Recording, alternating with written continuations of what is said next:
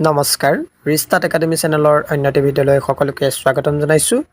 আজিৰ এই ভিডিঅ'টোত আমি অসমৰ বিভিন্ন চিকিৎসা মহাবিদ্যালয়ৰ বিষয়ে আলোচনা কৰিম। ভিডিঅ'টো বিভিন্ন কম্পিটিটিভ এক্সামৰ বাবে খুবেই ইম্পৰ্টেণ্ট হয়, গতিকে চাব আৰু নিজৰ বন্ধু বান্ধৱীসকললৈ শ্বেয়াৰ কৰিব। তো বলকচোন আজিৰ ভিডিঅ'টো আমি আৰম্ভ কৰোঁ। বৰ্তমানলৈকে অসমত 13খন চিকিৎসা মহাবিদ্যালয় প্ৰতিষ্ঠা হৈছে।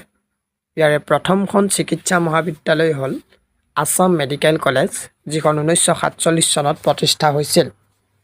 কিন্তু এই মেডিকেল কলেজৰ পূৰ্বৰ নাম আছিল বেৰী হোৱাইট মেডিকেল স্কুল, যিখন 1906 চনত স্থাপন হৈছিল।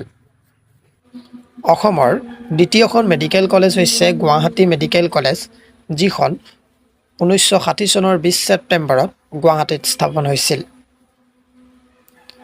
অসমৰ তৃতীয়খন মেডিকেল কলেজ হৈছে শিলচৰ মেডিকেল কলেজ, যিখন 1960 চনত শিলচৰত প্ৰতিষ্ঠা হৈছিল।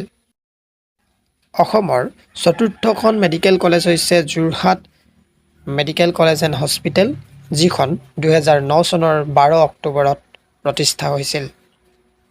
অসমৰ পঞ্চমখন মেডিকেল কলেজ হৈছে ফখৰুদ্দিন আলী আহমেদ মেডিকেল কলেজ, যিখন 2011 চনত বৰপেটাত প্ৰতিষ্ঠা হৈছিল। অসমৰ ষষ্ঠখন মেডিকেল কলেজ হৈছে Tezpur medical college and hospital, যিখন 2014 চনত তেজপুৰত প্ৰতিষ্ঠা হৈছে। অসমৰ সপ্তমখন মেডিকেল কলেজ হৈছে Diphu medical college and hospital, যিখন 2019 চনৰ 25 নৱেম্বৰ তাৰিখে কাৰ্বি আংলং জিলাৰ ডিফু অঞ্চলত প্ৰতিষ্ঠা হৈছিল।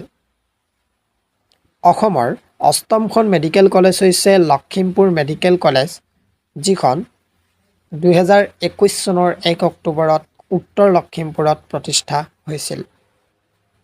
অসমৰ 9 নম্বৰ মেডিকেল কলেজখন হৈছে নগাঁও মেডিকেল কলেজ, যিখন 2018 চনত নগাঁৱত স্থাপন হৈছিল।